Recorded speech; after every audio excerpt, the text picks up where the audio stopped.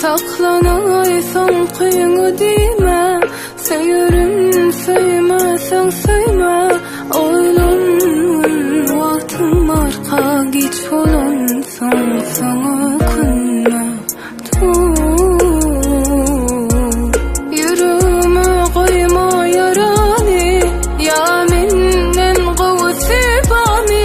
Yanlış yanım sen bilirsin, oylun yarım çıkarmani. Yanırsın yıllar şahidine baya,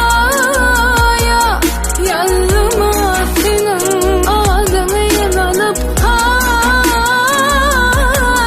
Yazılarım anlayımda yeterler, sen etmeden cevabın verip sorma.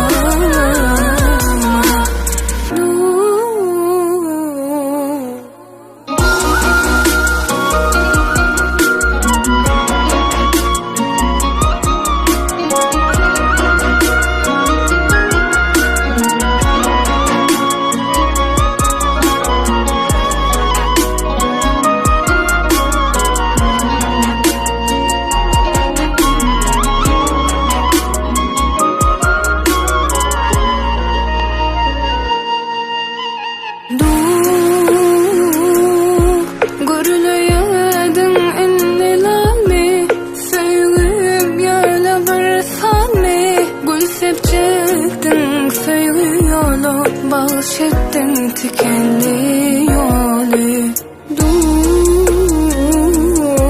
Yüzümü ayday günemi, yıkmay söylü dünyemi. Hanelerin sözlerini, ya da sen aklında deme. Ya da sen